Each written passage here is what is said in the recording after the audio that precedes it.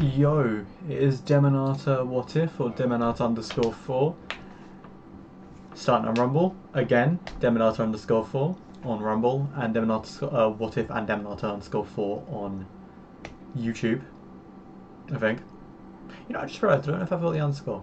Anyway, today I'm going to continue my stream from yesterday, essentially. Just to do some NICO BOLAS video. Yeah. If I get enough through it and I feel like I have enough time on my hands, I will continue on to the Brothers' War. But otherwise, I should be chilling. Oh yeah, no, this is like, we've got like, we don't even have 20 minutes left, so more than likely I will just watch this and then move on. Anyway, this is a video on the life of NICO BOLAS by Out of Mana, or Out of Magic, I think it's called Out of Mana. Chill channel, very helpful. I've been using this and another channel. Something like Arena Magic Gathering or something. Ugh. Sorry for the poor hair. It's been quite flat today, and usually not a problem for me because I'm up here usually. Usually I'm a bit higher up when I'm like in person, which is why I don't take care of. I don't feel like I look like I take care of my appearance online. It's mainly because, hold on, let's just move my seat up a bit so I feel taller. I feel more like my actual height for once, and I'm less likely to keep on looking down at the screen. The only problem is my desk, I have one of those like pull-out keyboards. I think you've seen it in my art streams. I've got these. I've got my thing. You know what? This actually might work. You know what? I might actually be able to sit like this from now on. I've never tried this out, so just for clarification, this is what's going on. So I've got one of these anyway, that's usually there. But now that I've lifted my chair up fully, I've also got these bad boys. Anyway, I didn't think that through before, I guess. New layout for me. I've had this chair in this position and my old chair in the exact same position for so long that this is new for me. I can't believe that after I got this chair, because I got this as essentially a hand-me-down. It's not even a hand-me-down, it's more like a hand-me-up, because it's from someone younger than me. But I ended up breaking the like armrest almost immediately. I do kind of wish the armrests were like a tiny bit further backwards. I just don't know how to... I don't know if I can change that actually.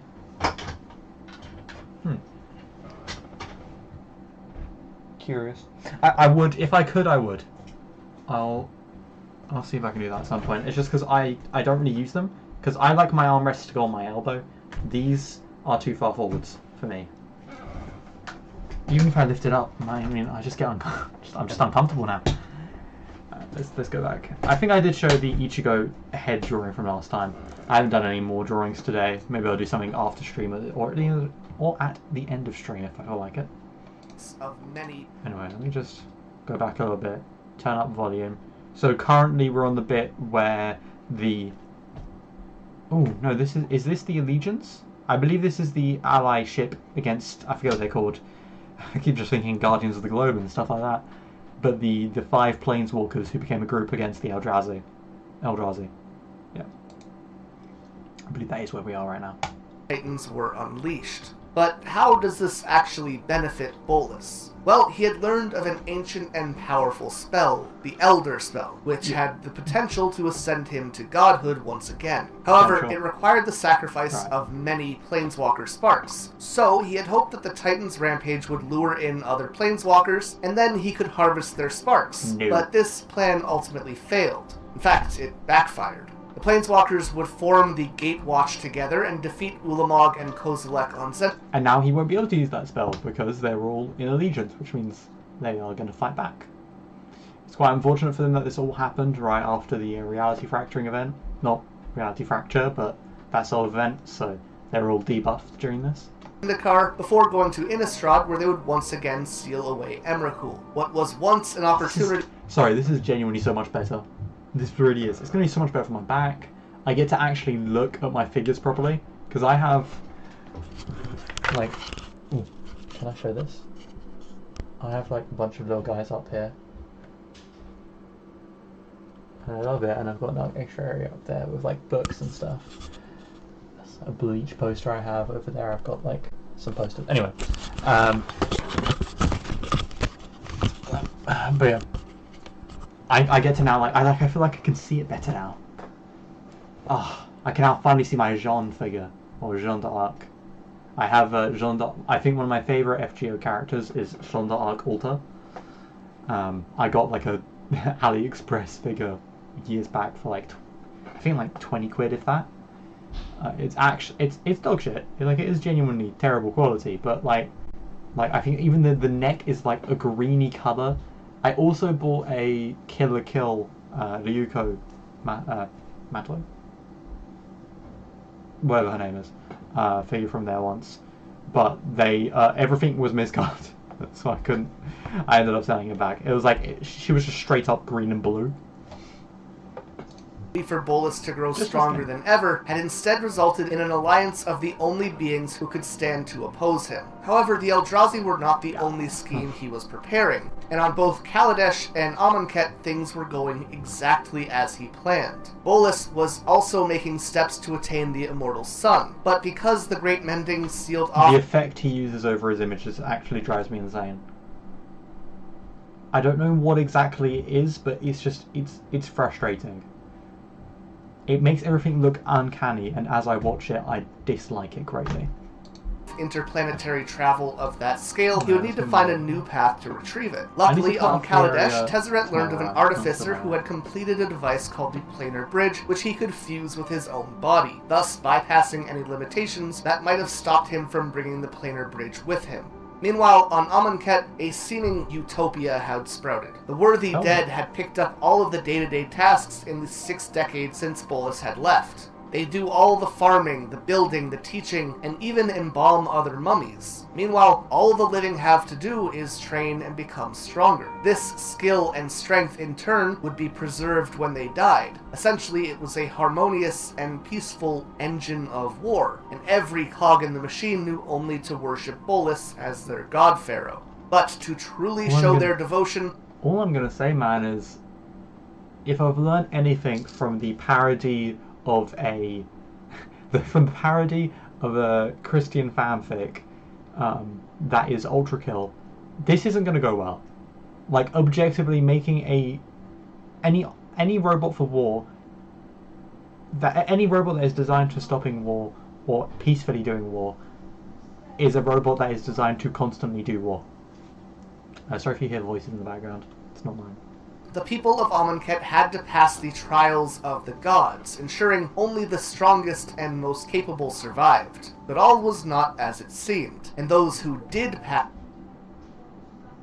pass were rewarded by promptly being killed and turned into Eternals. They were then covered in Lazatep armor and forced to enter Bolus's great army. With Bolus's arrival, the prophecies within the Hour of Accounting began occurring one after another, but again, not in the way that the people of Amonkhet had understood them. The Hour of Revelation promised to open the gate to the afterlife for all who served Bolus, but as the gate opened, the demon Razakhet emerged and flooded their rivers with blood. The Hour of Glory was supposed to be a time of judgment. However, instead, the Scorpion God resurfaced and killed all others that it deemed unworthy of the God Pharaoh's gift. The Hour of Promise was to be a time where NICO Bolas returned and tore down Hakma's barrier, as the city would no longer need to be protected from the world around them. However, as the barrier fell, the Locust God emerged, and the desert completely overwhelmed Hekma under his charge. That's such a and finally, the Hour of Eternity was supposed to be... She-Hole point! This guy's such a cunt. What a prick. Why not at least somewhat try to be a pleasant ruler? You're already the weakest now. You're at the weakest point of every one of your existences, and there's a bunch of people who can kill you now. Maybe don't fuck up the one place that is like essentially a mini army for you. A time where all those who worshipped Bolus would get to live in peace and harmony forever. However, instead the Scarab God arose, and the Eternal Army was sent out to exterminate all who had not yet passed the trials of the gods. But beyond all of that, there was still one final hour which had not been accounted for in the prophecies. The Hour of Devastation. Bolus himself would appear... Hold on, I think my door's not fully shut. Give me a second.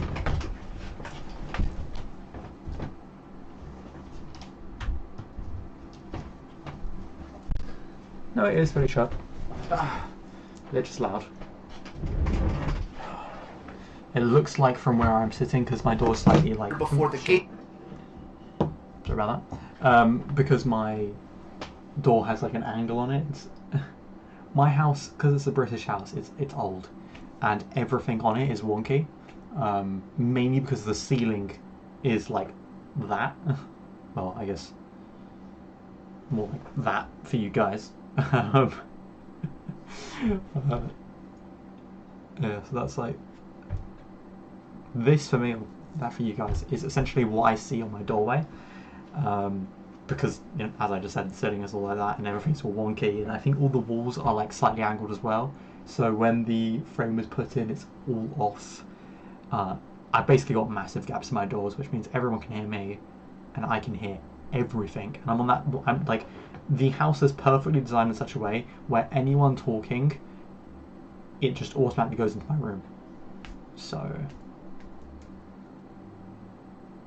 yeah, I do wish there was an easier way that would let me just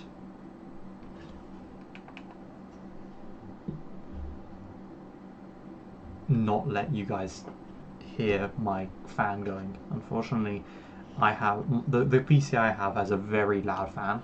I think when I looked on its site recently just to check if there was anything I could do, it essentially said that I've got an industrial level fan in my PC, so it just gets really loud. I need to set it up so that it stays to a minimum. I don't know how to do that without also making it not overheat and all that. But oh well. Watch and destroy them.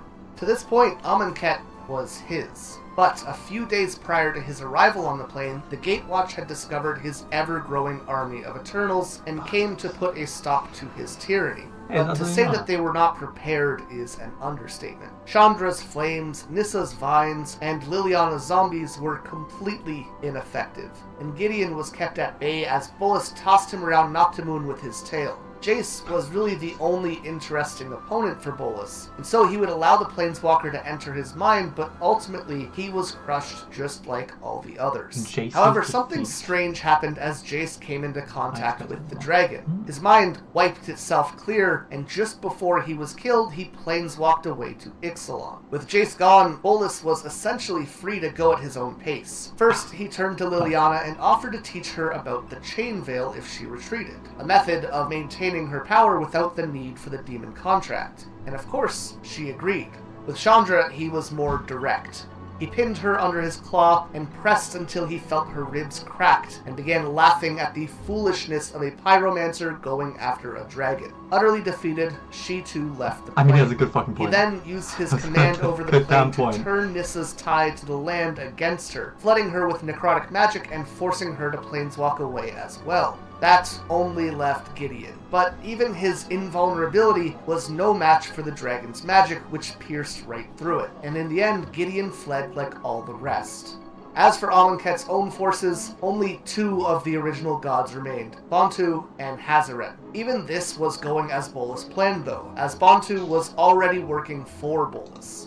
He had ordered the god to execute her sister, and in a saddened shock, Hazaret asked why she would turn against her own world, but Bontu simply responded, "Bolas is the world," before finishing off the last of her siblings. She then turned to Bolas for her reward, vowing to serve... That's crazy. Maybe the gods deserve to die. The god pharaoh, but her value had run dry to him, so he laughed and told her that she could serve him in death instead. Bontu's only reward would be a brutal death, as hordes of the undead took her life and she was reborn. I understood Bolas at the start. I think NICO Bolas' beginning made so much sense. It does make sense that he went down this route. But oh my god. He's got to go. He's got to go. There's not really much I can say truly on this part. I think that the Egyptian vibes are cool. I'm not surprised that the reptilian god is the one that betrayed her sisters. Now I'm confused though how they come back in Aether Drift. Like, how come... Feels like Aether Drift kind of messed with some stuff, but maybe they just come back naturally. Are they the same as the Kami, where they've like just and the Planeswalkers of old, where they just like are more of an essence. They just need their souls to exist.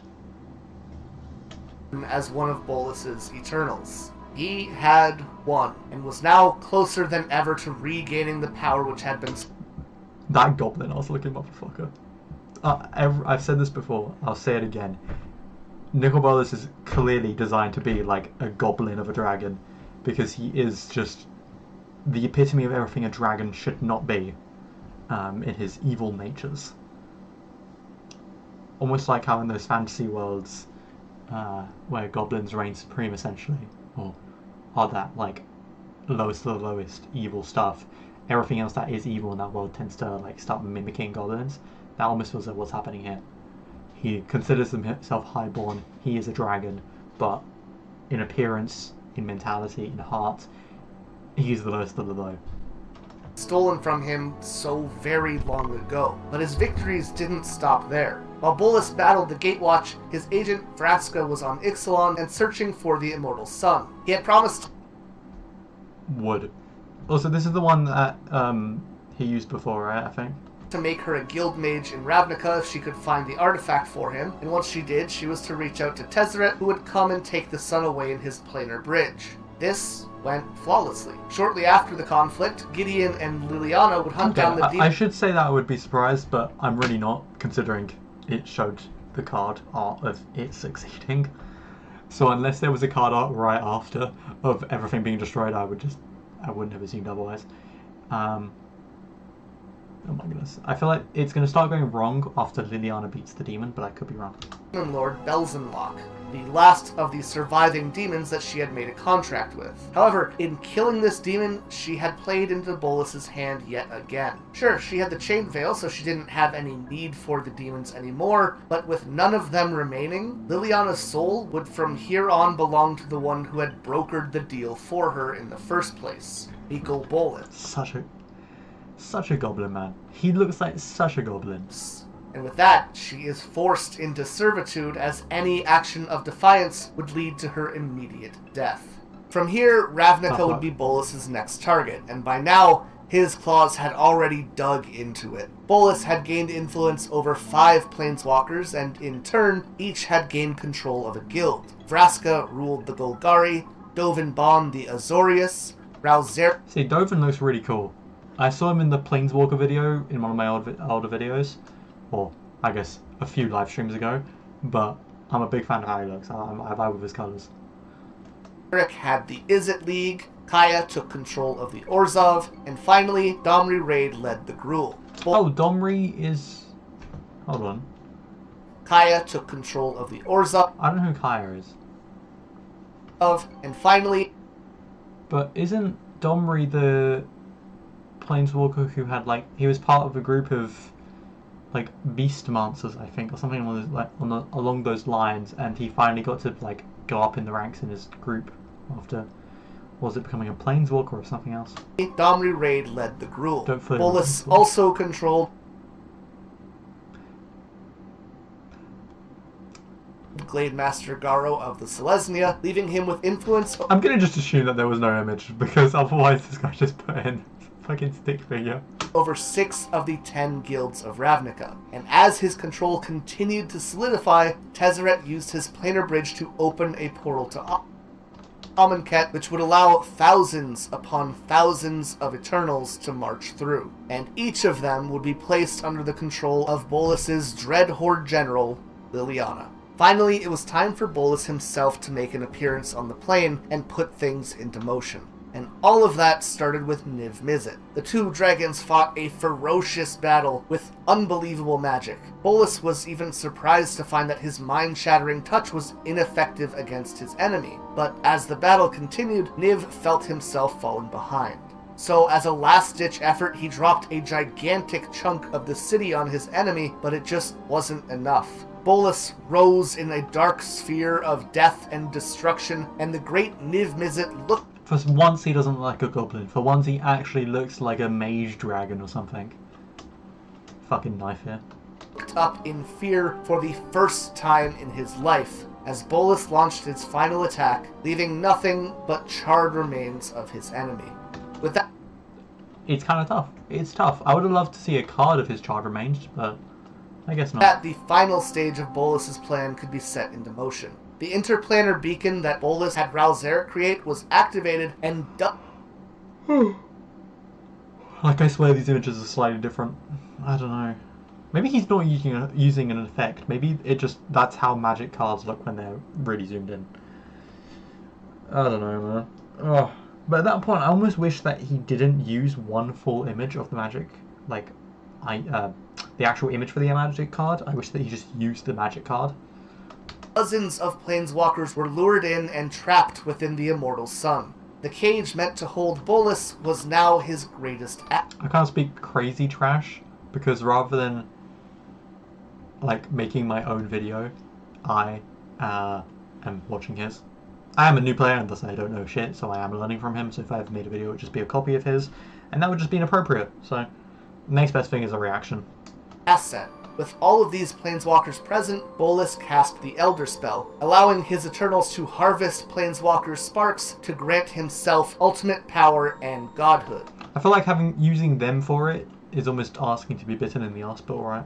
All his Dreadhorde had to do was get a hold of a planeswalker and they could siphon their sparks out, empowering Bolas even further. However, the Horde's general had a change of heart. She witnessed a young girl try to save her brother from a collapsing wall, only for both of them to die in the process. A scene which was a brutal reminder of the traumatic moment which triggered her own spark to ignite all those years ago. And seeing what she was doing at Bolas's command, Liliana just couldn't keep going.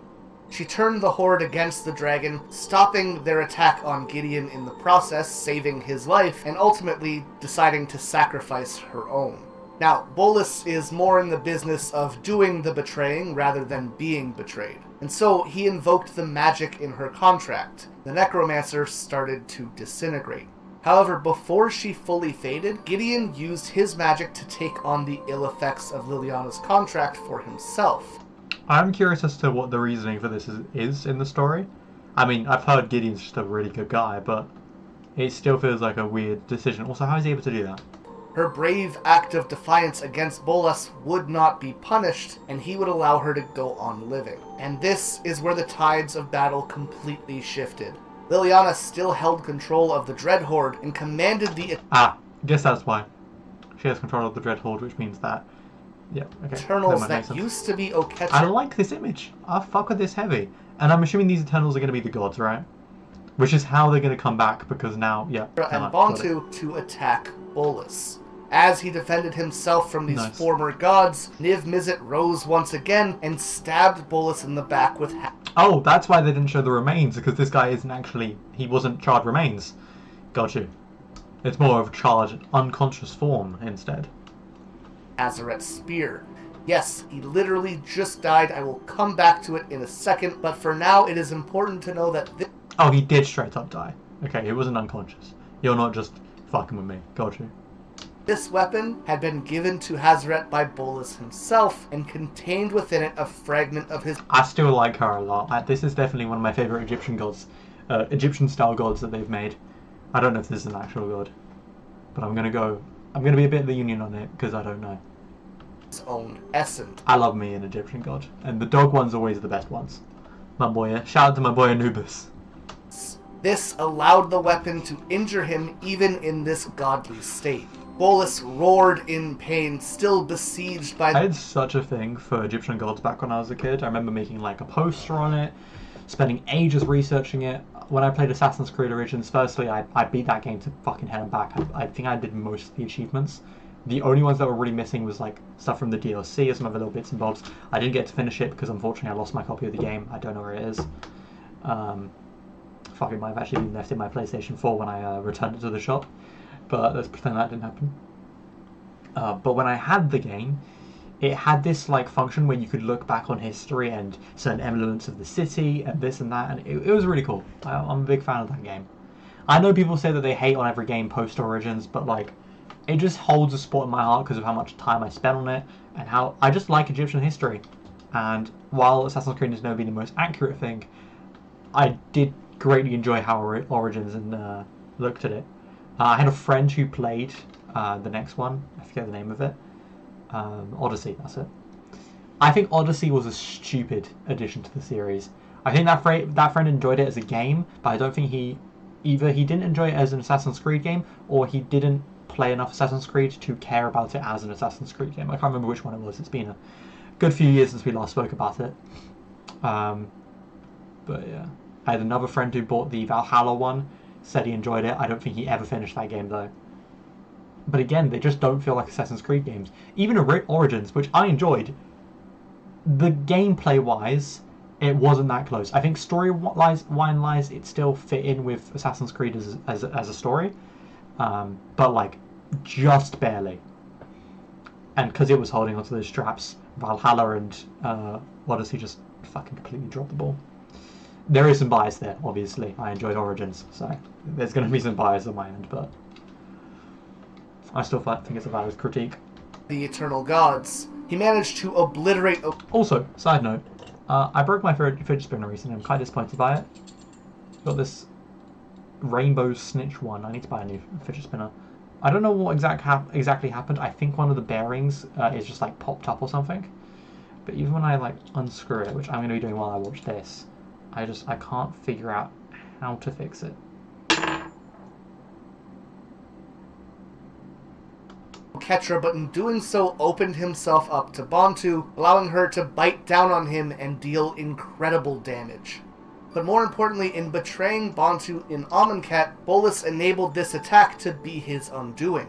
Bantu was an Eternal, and like all the other Eternals in the Horde, she was under the effects of the Elder Spell, which means when she clutched down on the dragon, all of his sparks were siphoned out of his body. That includes all the sparks he had stolen, as well as his own. However, Bantu's body was not prepared to contain all of his power, and so she would burst into countless shards. Her sacrifice would not be in vain. That included his uncles in the Horde. She was under the effects of the Elder Spell, which means when she clutched down on the dragon, all of his sparks were siphoned out of his body. That includes all the sparks he had stolen, as well as his own. However, Bantu's body was not prepared to contain all of this power, and so she would burst into countless shards. Her sacrifice would not be in vain, though, as Bolas was left near powerless and on the verge of death. He was completely open for the Planeswalkers to attack him. However, as they did, Ugin reached out to Jace telepathically and explained that they must not kill him. Okay, I know you said he was dead. You cannot bring him back a second time. Well, turns out they can. Both Ugin and his brother had cheated death in the past by becoming spirits, and so Ugin knew that the best way to guarantee Bolas was neutralized was to imprison him, while at the same time tricking the multiverse into believing he had been killed. Bolas might have had Yeah, because if you don't think he's been killed and you find where he's sealed, or actively go looking for it, he gets awakened again. Makes sense. Agencies for being killed, but his Also, you should make sure you seal him after killing him, like seal his soul specifically, no body. That way, even if he does come back, he's a soul, and thus can't affect anything. Arrogance would never have planned for his own capture. After all, surely no one would allow for the great and powerful God Pharaoh to survive given the chance to kill him. Because of this, Ugin wanted Jace. Is there any way to destroy souls in this story? Because I haven't seen one yet. And it feels like they could really use it. To create an illusion of Bolas's death. Something to convince everyone who witnessed it, Bolas's agents included, that he died here. This way, even if they worked towards resurrecting him, there would be nothing to revive. While everyone was distracted by this illusion, Ugin himself would planeswalk into Ravnica and steal his brother away. He wrapped Bolas under his wings and traveled through the blind eternities to the meditation realm. However, without a spark of his own, this was brutal for Bolas. His scales would be ripped off, and he'd be so wounded from the experience that he lost consciousness for... Oh my goodness, this is peak. So they're stealing him in the meditation realm. The meditation realm so far has been my favorite realm that I have no idea how it looks. Of my understanding, it's basically just a massive lake planet with horns in it. That's it. That's all I understand of it. Weeks. It could fucking be Ugins or Bolans, and I wouldn't know. Recovery will take months to really begin. When he finally woke up, Bolas found him... Odin mentioned. Almost. Could have been a good character in Korra. God, that should have sucked. So the more I think about it, from the perspective of storytelling, from the perspective of just being around likable people, I'd fucking hate everyone there if I was there in person. Just off rip. Bolin could have been a good one, but his bullshittery with bending pisses me off from a storytelling perspective and from a personal perspective. But then from like a in-person talking with him as a person, the fact that he's a bit of a cuck? No, wrong word. He's a bit of a simp and just, I don't know. I swear someone said that he gives vibes of someone who gets pegged, and the worst thing is, because his wife thing is like super sadistic, I can actually believe it. Mako could have been good. He seems like a great guy, but he's also a cheater, so fuck that guy.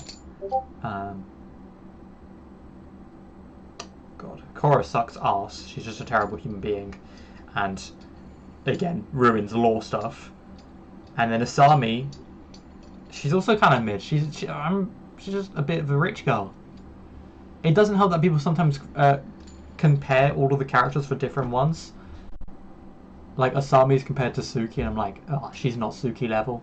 If you compare her to Suki or any of the girls already in Outlaw, other than maybe like Katara, I was never a fan of Katara, but she kind of just sucks. Don't get me on silent the comics either.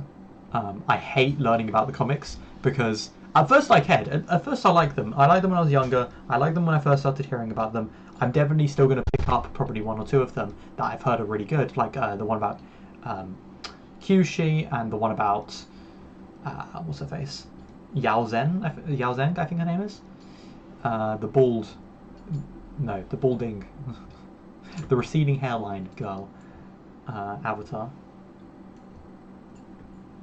But then I hear about one of the creators putting a OC in there, who is a self-insert, and making Mai cheat on Zuko, and Zuko being tarnished forever foremost from the comics to the new movie to the to Korra.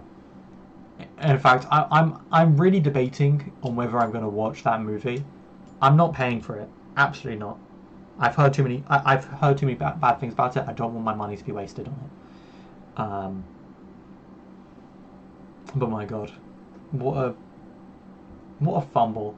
It truly is one of those instances of the creators got really fucking lucky with that series, and then they threw it down the drain because everything that people disliked about it, they liked, probably.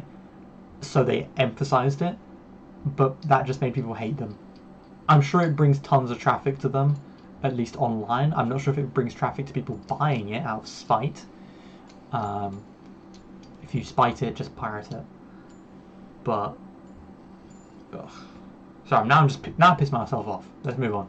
Unable to planeswalk or even perform any kind of magic at all. But the worst torment that he would face here was being forced to listen to Ugin explain how he had been outmaneuvered by his brother. As it turns out, Sarkhan was sent back in time to just before Ugin and Bolas fought and used a Hedron to capture some of Ugin's essence. These are the same ones that Bolas found when he visited his brother's grave, but didn't have time to examine as he was scared off the plane.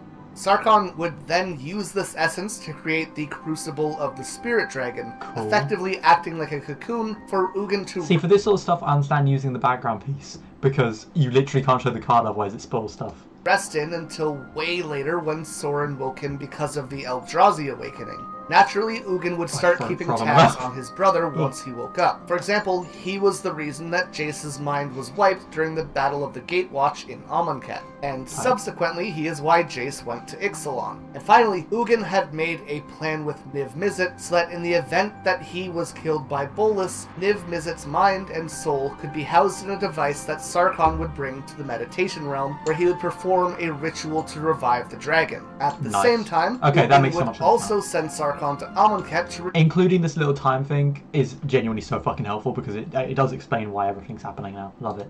Retrieve Hazaret's spear. These would be all the pieces of the puzzle he would need to connect to ensure his brother's defeat. And all of that was only possible because of Bolas's pride and vanity. Bolas was quite literally wearing his own weakness as a crown. The spear... He got fucking Gilgameshed. Hell yeah. Because Gilgamesh essentially lost his entire battle because he waited for Mr. Copy to get up and go and get his gears turning and just pull everything out of the hat. But instead of ending it where he could have, using Ea, his own arrogance preceded him and he never did the finishing blow. So essentially him not going back to get Ugin's stuff and taking Ugin's spirit crystal is the same as Gilgamesh hesitating to pull Ea out and attacking with it, leading to his arm getting cut off. Spirit gem, which Minus spoilers for Fate. Sorry about that. Fate is like 2 decades old though, so if you haven't watched it, sucks to suck. he donned so proudly as a symbol of his own greatness was a part of his brother's soul. And because Bolus needed to show off that he had defeated his brother by wearing that gem, Ugin was able to see every step and mistake that his brother would ever make. But Nice. the embarrassment at Ugin's hands would not end there. He told Bolus that he had stripped him of both of his names to ensure that he could never be summoned again. Finally, Ugin told his brother that he had expanded himself to cover the entirety of the meditation realm so that no one would ever be able to come and save him. This place would be a... Oh, that is absolute class from Ugin. I feel like there's ways for NICO BOLAS to come back out though. Like, I'm sure that there's a way to make like a dragon-bounded field essentially. But you need to know that he's not dead, which means you need to be someone who can avoid mana, avoid his magic. Which would mean it has to either be Jace that I just had an idea. What if Jace doing reality fracture causes Ugin and Bolus to be displaced essentially, causing Bolin to be able to break out? He's no longer going to be called NICO BOLAS or whatever his fucking name is. It's right in front of me. Hold on. NICO BOLAS. I did get it right. Love to see it. But what if now, because of reality fracture, it causes their switching and their flipping, the meditation realm getting all fucked up and jangled for him to now be released? And in fact, what if the Eldrazi also get released because of this? What if all of Magic's biggest threats get released because of Jace fucking about with reality? That might be beautiful, I can't lie. That would be a really cool next few sets down the line. Like maybe 5 or so sets. That'd be heat. You know, I really like that for both of them, and Ugin would keep watch until... As in, I like it as a storytelling thing. I'm not sure it's the best thing for the people of the verse, but... his twin's mortal life came to a natural end, no matter how many thousands of years that might take. Throughout his life, the dragon born with half a name would do anything to exceed the limitations that others had placed on him. Anything to show his own greatness. And unfortunately that placed upon him the greatest weakness of all, which is his own arrogance. It's why NICO felt the need to add Bolus to his name. After all, a dragon is only complete if they had two. His brother told him so. And this could be the reason that he spent the rest of his life collecting titles. The Second Son, the Forever Serpent, the Horned One, Dragon God, God Emperor of Madara, God Pharaoh of Amun. Madara. However, despite all of his efforts, each of these would be stripped away from him. And as of right now, he is sitting in the meditation realm. Even his second name. It got stripped down to the point where he no longer has a second nor first name. Peak. Nameless, imprisoned, and just like me, out of mana. Nerd. Okay. That was cool. That was a really cool way to get like some info on that. I really do appreciate that from Out of Mana. I do think that was a very interesting arc. So I'm assuming this is like a whole block or series of... It's obviously a series of blocks that have like culminated into this character, but my goodness. Honestly beautiful. I can't wait to find out how Magic has ruined it, but because everything gets ruined over time. But I love to see the things that we've learned in the past with the I've learned in the past with the Eldrazi, the Phyrexians, has all kind of like culminated into this prick appearing and then disappearing. All for naught. Almost makes you wish that you could go back in time and just shank him when he was a kid. Oh well. What's this manga? I actually... You know when you read so many manga that you just kind of forget what the last manga you read was? Or what one of the mangas you read was? Like, I have no idea what this is about. Genuinely. Is this the fishing one? No, it's not. It's a different one. About this. These guys. Yeah. No, man. Anyway, you know what? I think we're on a bit of a roll, so let's go for the complete history of the Brothers' War now. I think that I've got this in order. I could... Maybe I don't. Maybe I do. What's that say? One of the most important historical... Just ignore how cooked my notifications are. And yeah, let's just hop straight into the next one. events known in the Magic the Gathering timeline. Also, I am a... Brothers' War with... What on earth? I am a machine that turns 20 minutes left on a video... Sorry, less than 20 minutes left in a video into 40 minutes of content. Because I'm just that laddie. Stand as a conflict that literally changed the face of Dominaria forever. Considering Dominaria is the main plane, that's a pretty impressive feat. This is Russian architecture, is it not? I think it is. Is Dominaria Russian? Maybe the red-white area is Russian-inspired? We see the introduction of the modern Phyrexians of the plane. The Whoa, whoa, whoa, whoa, whoa, whoa, whoa, whoa, whoa, what on earth? rise of Urza Plane. We see the introduction of the modern Phyrexians of the plane. The rise of Urza Planeswalker. That looks so freaky. And the beginning of the Ice Age. But history is about to be rewritten This is very as the Russian. Fury looks to I like travel it. to this point in MTG's past to uncover the truth. What is that truth? What really happened during the Brothers' War? Alright, pop off. Arena. So yeah, so this is the other guy I like to watch. They're both linked down below in my thing.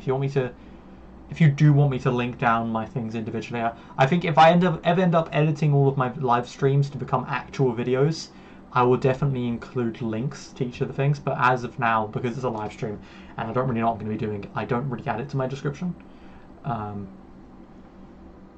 But yeah. Anyway, so I either watch Out of Magic or Out of Magic the Gathering. I think that's what why I've got him as Rumble. That's his YT thing.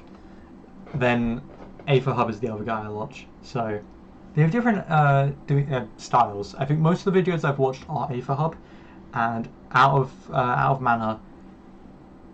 Mostly, honestly, Out of Mana gives bigger stories. I'll say, like he lots more to look through, lots more to listen to. But sometimes there's also just like lots more content in terms of just many different characters we're focusing on and explaining. Mana, that sort of stuff. Whereas Aether Hub is usually just like a single block, or a single set. And so yeah. Anyway, moving on. Hey everyone, Simon here for the Aether Hub, bringing you more Magic the Gathering lore. We're about to embark on a new set, the Brothers' War, the first of its kind in MTG lore. A set focused... Wait, they're gonna start on it? I'm confused. Not on the events of the past, but revisiting them through modern eyes. Not just remembering the stories of old, but perhaps even changing them. But to know exactly what changes during this new story of the Brothers' War, we must first learn what actually took place, or at least the knowledge we're left with on Dominaria's written history. In today's video, we will discuss the complete history of the Brothers' War, what led to the events of this conflict, as well as its consequences. Answering the question, what exactly was the Brothers' War? So I know nothing about the Brothers' War. All I know about it, that contradicts what I just said, but what I do know of it is specifically Urza, and I know of him with the Phyrexians. That's the extent of my knowledge. So I basically know the future, what happens after the Brothers' War, but I don't know what happens during and prior.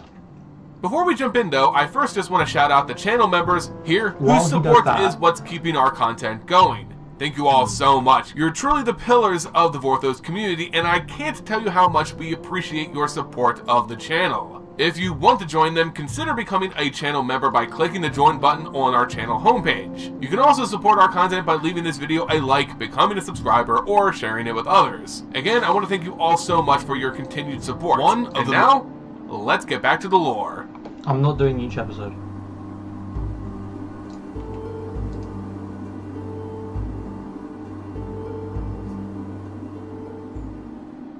Urza and his brother Mishra were born in the year 0 AR, an abbreviation of Argivian Reckoning. The dating... Okay, so he has a full playlist on it, but I don't want to watch each individual episode, I just want the general. classification used in Magic the Gathering that's an ode to the importance of these two brothers, as it was specifically noted by scholars of New Argive. These brothers would become history themselves, but for now they were simply humans, lacking the legendary subtype. Their family were nobles on the island nation of Argive, located on the continent Tirasair. While not much is known about their early childhood, it is noteworthy to mention that the brothers' mother passed away while they were very young, while their father remarried another woman of noble descent. While their stepmother remains unknown, it was known that she treated them very harshly. 10 years after the birth of the brothers, their father Alright, fucking Cinderella. Male Cinderella confirmed. contracted an illness, Or Cinderellas. leading to the brothers being sent to the human archaeologist, Tokasia, a friend of the family, whom would be prominent in the future the brothers would soon be part of. While under the care of Tokasia, Urza became more reserved, calculating, and some could even say awkward. On the contrary, Autistic. Mishra became more assertive, seeking action over diplomacy, traits ADHD. characterized by their mana alignments, Urza being mono blue, and Mishra Racist. being a combination of blue, black, and red. Tokasia taught the brothers about the That's Grixis, right? Thran, a race of blue, black.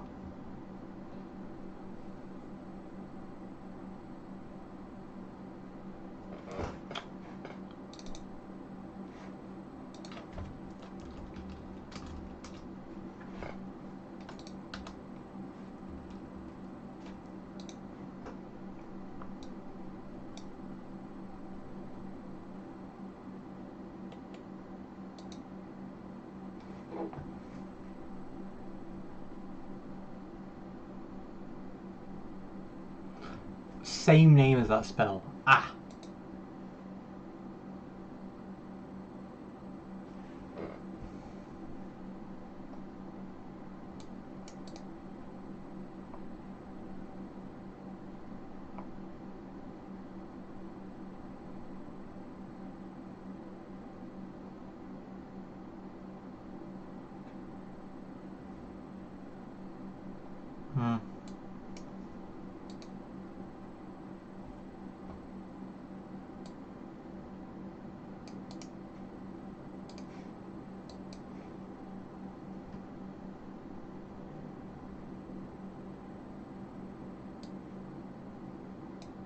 It's 9 years ago that this was made. Fuck.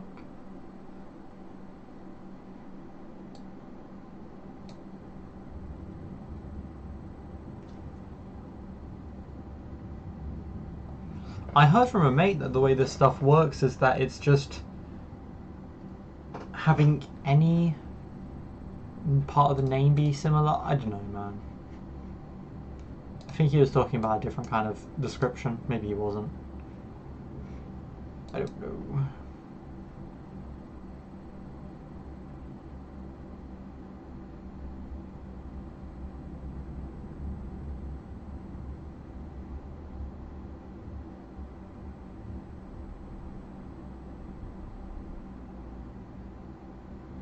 I don't like this card.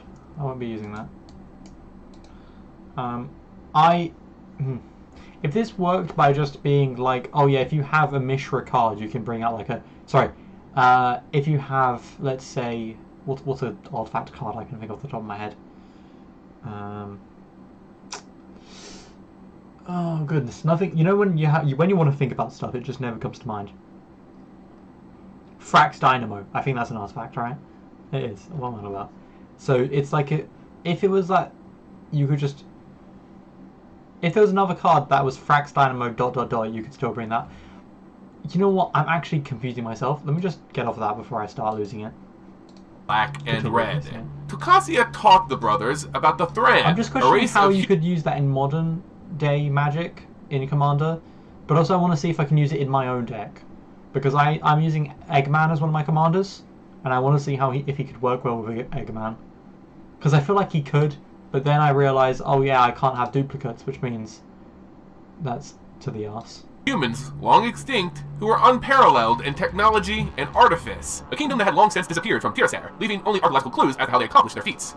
While the history of the Thran was unknown to them at that time, The desert the brothers excavated would mold their two colossal personalities. Urza would enjoy the... I swear to God, there's, like, in Magic there is no point, it feels like there's no point where you see the first existence of stuff. There's always someone excavating something for history. And then you just have a bunch of these societies lost to time, and then it turns out they were also excavating stuff, and it's like, it just keeps going back and back and back and back. It's like the opposite of the Shonen thing, where every new generation is stronger and stronger and stronger. In Magic, it's the reverse. Every older generation is stronger and stronger and stronger than the last one. And that the previous stronger one is actually researching the older one, because that one was actually stronger. And it hurts my brain to think about. Like, you're either the strongest cards or the strongest characters are either going to be the most recent ones or the oldest ones, essentially. The self-isolation and the requiem of silence of tinkering with the artifacts found in their dig site, while Mishra, being the hands-on kind of guy he was, preferred to be out in the field with the diggers, excavating and finding the artifacts that Urza would then examine himself. While Urza was tinkering, locked away with artifacts, Mishra was the polar opposite, getting to know the people he was working with. Most notably, the desert tribe known as the Falaji, who became their friends in this expedition and participated in almost every dig mission at Tocasia's camp. Urza too became well known to the dig team in his own way, as an invaluable asset to Tocasia's mission to uncover more about the Thran. He discovered a relic of the Empire, the Ornithopter, as well as a Power Stone, which could hold mana and power the Thran technology. Hold on, isn't the Ornithopter what Urza uses in the Phyrexian War, when he's like doing that big bright white light thing? The white mana attack. Oh, what was it called? It's something he does at the end of the Phyrexian War. Anyway. They had unearthed. And isn't the Power Stone the thing that the Phyrexians use to corrupt people? Okay, I'm seeing it. I'm seeing it. Used the Power Stone to restore the Ornithopter, which aided the diggers at the site significantly, and began to experiment and learn how to make ornithopters of his own. However, the brothers' most important and life-changing discovery would... That looks so cool. That is... excuse my language, but that is Aura incarnate. Be at the caves of Koilos, a cave that I feel like Humbaba himself is right in front of me. Housed a If you know, you know. danger to the multiverse, a sealed gateway leading to the original plane of Phyrexia. Throughout the brothers' excavations, they noticed a significant number of Thran artifacts referencing or centering around these caves. Surmising that they held a significant secret about the Thran, they set off to explore the mysteries of the desert. When they explored the cave and discovered the Power Stone in the Hall of Tagsin, they were both enamored and allured by its call, each brother reaching out to grab the stone, but as they touched it, a flashing light erupted, sending them flying back against the wall. Upon awakening, they each had one half of the stone. Little did the brothers know what exactly they had just unsealed. Urza's Might Stone granted himself and others strength, while Mishra's Weak Stone hindered the progress of others. While the brothers shared a desire for exploration, they grew to disdain each other for their differences. The two were content that day, but their strained relationship would lead them to believe the other unworthy to hold the other half of the stone, eventually leading to a deadly fight between them to gain the half the other brother possessed. Damn. The brothers fought each other with the mystic powers provided by the stones, and in that conflict, I love how this whole conflict that's going to go on for the next, in video, like 25 minutes, in story, probably like 100 years or some shit, and on my video, probably an hour, could have all been prevented if they just didn't grab it at the same time. If they just chilled and were a bit slower. Like, if one of them was just a bit slower and just was like, oh, you grabbed it? Great stuff, brother. Let's go on. Tocasia tried to intervene and prevent any damage to the brothers or the stones, only to take a blast of mystical energy leading to a mortal wound, eventually killing her. The brothers became despondent and blamed Wait, Tocasia is the one who took them in. each other for the death of Tocasia, creating a larger rift that would never be mended. Idiots. After Tocasia's death, both Urza and Mishra, now without guidance, left the dig site and went their separate ways. not knowing that the seeds of war were planted and that a genocidal race was unsealed. Race, what? Okay, Urza first. Got you. To my understanding, Urza becomes good, I think. Kind of. The death of Tokasia weighed heavily on both of the brothers' minds. With Mishra fleeing into the desert after his scuffle with Urza, Urza was left to ponder the ramifications of this fight, and how it could affect the greater future.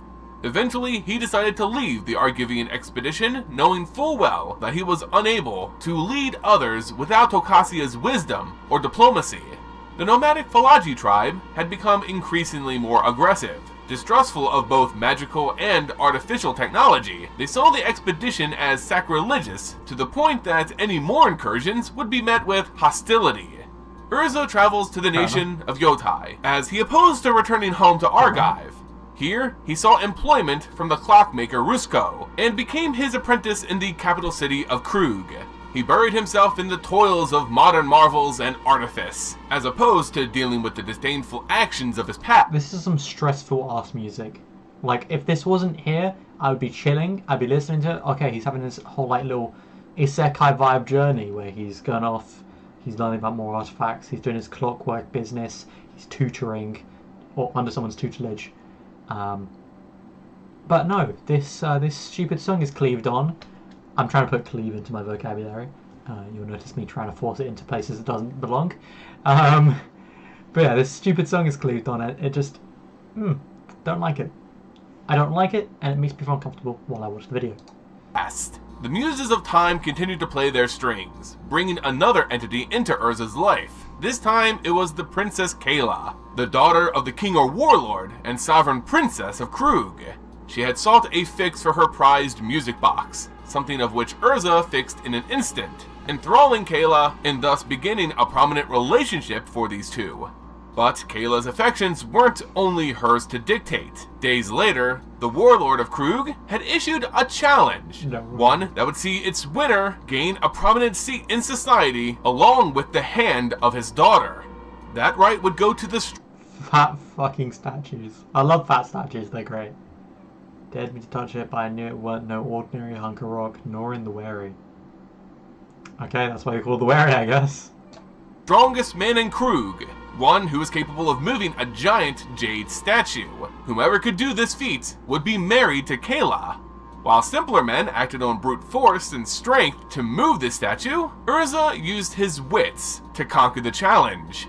Urza at first had no desire to win Kayla's heart, but upon closer inspection, Urza discovered that the warlord possessed the Jalum Tome, a volume that held Thran's secrets that he had never uncovered while on Telkasia's expedition. Nerd.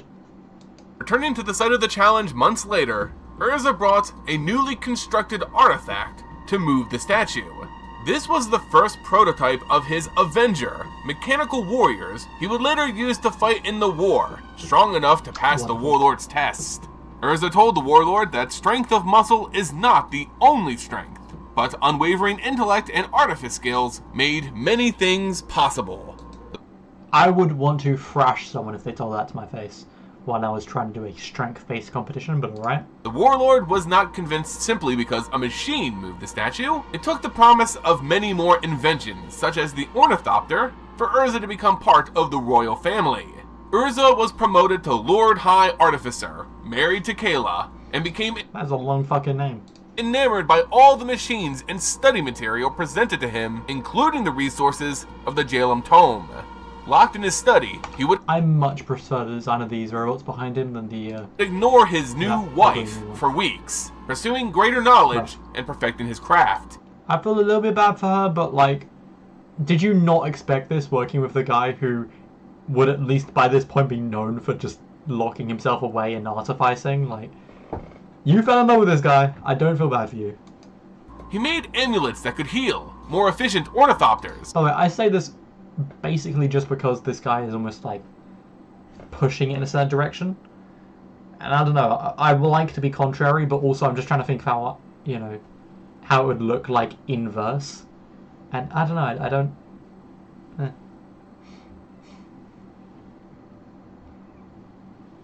That's the only problem with listening to a storyteller rather than finding out all the information for yourself, is that sometimes it really does just... It does feel like they're trying to push certain things in the story that aren't really present. I do think sometimes the guy... Like, out of manner, I don't really have much of a problem with this, and it's the main reason I have a problem with A for Hub, which is why I was kind of avoiding his longer form content sometimes. I attempt. Just because I feel like he tries to push certain things, and I don't know, the more I like... When I pay attention, it just doesn't feel like that, and I am paying attention, so obviously that's going to come into contact with that. What is that noise? And stronger military weapons. To help him, Urza takes on an apprentice by the name I can see that on the extruder it says Phyrexian, so I don't know what you're on about, but alright. of Tanos. The young man had proven himself as a promising artificer by displaying his understanding of organic beings Did you say artificer or did you say artificer? and ability to translate those into artifice. Urza took Tanos under his wing. Everyone was happy, with the exception of Kayla, who grew to hate her husband for being so enthralled with his work, leading him to neglect her. What the fuck did she what did she expect? Truly. Nothing suggests he's actually into her at any point. What? Whatever, I don't care. I'm only feeling so passionate about this in a certain way because it feels like he wants to steer me in this idea that, oh yeah, you should also dislike Urza the same, because how could he do that to his wife or something? But at the same time, like, I would feel like that if it was like, oh yeah, Urza and her were just, they were so into each other, and then when he found out about the challenge, he was ready to step up and conquer it, you know, to truly be with her finally, and then he fucked off into his cave and started building things. In that case, cunt. But that's not what's happening, so psychopath one. YouTube, I'm talking about the... You know what, never mind. I'm not talking to a robot. Rewinding slightly in our story, back to the place where... I do think that Mishra looks cooler, but this is like the only image you ever see of him. To my knowledge, there's just maybe like, what, 4 cards of Urza? I don't know. Actually, how many cards of them are him that are there? Let's check. Not Urza, Mishra. You know what I'm saying. Mishra, all cards. 21. Oh, okay. I didn't realise. My bad. Oh, this was one of his cards. Okay, for some reason I didn't register that this was him. Anchor of Mishra doesn't count. Okay, so 1, 2, what the fuck? 3, tough. 4, 5.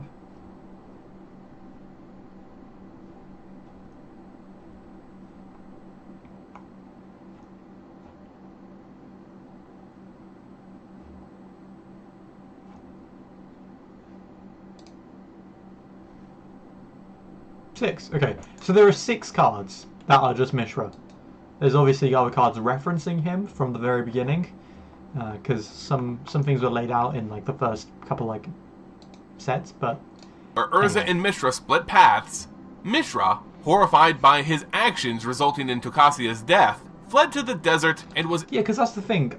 Mishra is way more emotion-based. Is already my understanding here. Is Mishra's going to have a lot more emotion in things. He's going to be spiraling a lot. Not to reference the image of him making a weird little spiral there. But he will probably be doing a lot of spiraling in the story. Especially if he goes underneath Gix and the Phyrexians. And Urza's going to be a lot more like cold facts and calculated. Which is also why they're so distrustful. Because it's logic versus emotion. It's left versus right. In terms of the brain, not in that way. Don't be a hassle. Intercepted by the Falagi, who enslaved him and took his weak stone. He was forced to do manual labor until one of the leaders in Tokasia's death fled to the desert and was intercepted by the Falagi, who... Damn, that was just so sudden. I wasn't expecting it. So essentially the people who were Urza was avoiding ended up finding Mishra. That is rough. Okay. I'm feeling bad. The thing is, it's the same with NICO BOLAS. I'm feeling really bad for Mishra right now. I'm feeling bad for technically the bad sibling, or at least to my understanding. I don't think there's going to be a good or bad of Trudy in this one. But based on the fact that Urza wins, I think, and he goes on to be a key component of the Phyrexian War, I want to say he's the better one. I just feel worse for this guy. I hope he doesn't make too many bad mistakes. Enslaved him and took his weak stone. He was forced to do manual labor until one of the leaders of the tribe recognized him as the former apprentice of Tokasia. Though he was still very much a slave, Mishra was allowed to advise the Kadar's son, who would grow to rely on his advice. That's stupid. While he was separated from the weak stone, Mishra begins to have visions of a metallic plane, a void of life. It haunts him. Oh, yeah. This happens after the Phyrexian stuff. Yeah. Oh shit, yeah, no, they're excavating the previous city of the Phyrexian dude. My brain. So yeah, they're just on the same planet a little while afterwards. And one night, these nightmares are abruptly ended when the Falaji are attacked by a hulking, dragon-like beast made of metal. Awoken to the carnage, Mishra steals back the weak stone,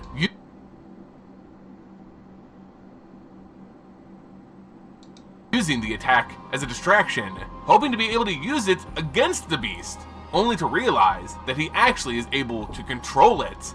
He eventually rises to the rank of wizard, and uses the dragon beast, now known as a dragon engine, to unite the rest of the desert nomad tribes under the Falaji. Mishra would continue to unite the inhabitants of the desert, conquering other tribes. What a different route. One is basically the nerd route. He joins the academy, he joins the clockwork, he professes under someone falls in love with him, he becomes essentially like a king in waiting, or prince in waiting, and he becomes like a high mage. Other route, slavery. God, I remember that dude's video. The benefits of slavery. No, but he goes down the slavery route. He becomes a tutor of the prince all of a sudden, or the leader's son. Goes on to subdue a dragon, robot dragon, but a dragon, and become the leader's main consultant. Love it. Until he came to a blockade at the city of Zagan. There, the Zagani had magic that could weaken the dragon engine and cause it to stop responding altogether. Mishra knew he needed to take Zagan, and if he couldn't do it through sheer force, he would have to find another way. Mishra found his advantage in a cruel and devious human woman named Ashnod. She coldly viewed living beings as mechanical structures. I swear she comes back later down the line with the Phyrexian War. Only built with organic material rather than artifice. She revealed to Mishra the Staff of Zagan that used magical electricity to manipulate the nerves of the defenders, giving Mishra time to conquer the city. The plan worked, and eventually the Zagani would surrender, and Ashnod would become Mishra's loyal apprentice.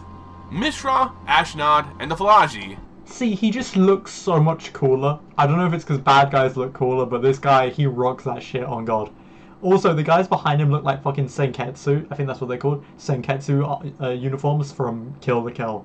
I can't unsee it. They just look like life forms. Continued to conquer the desert regions to the point that the coastal nation. And do you think if the Phyrexian stuff wasn't happening, that Mishra would have created the life fibers or something equivalent? The lakes of Argive, Yotai, and Corliss had no choice but to seek a peaceful means to an end with the Falaji troops at their doorsteps. Love it. The nations requested a peace talk at the center point known as Korlinda. There, the nations sent representatives to discuss the situation, Mishra and Urza being among those selected. As demands were being made by all sides, and talks were in the works, Mishra and Urza became well aware of each other's presence. Surprising each other, both brothers decided perhaps it was time to make amends. Any notion of that was quickly dissolved, however, when the peace talks were interrupted by an assault of ornithopters built by Urza. They may have been built by Urza, but they were commanded by the warlord of Krug. Fighting ensues, and the leader of the Falaji, the Kadar, kills the warlord of Krug, Urza's father-in-law. The assault sees the Falaji retreating to the desert, as the events convince Mishra that Urza had no intention of ever letting bygones be bygones. Mishra then vows to end the brothers' scuffle. Man, really nothing be going right for these brothers. Because if this guy just didn't attack, they would have bonded again, and they would have come back together more than likely. Oof. Or at least that's what's clearly meant to be intended here. Is that concept? That is tough.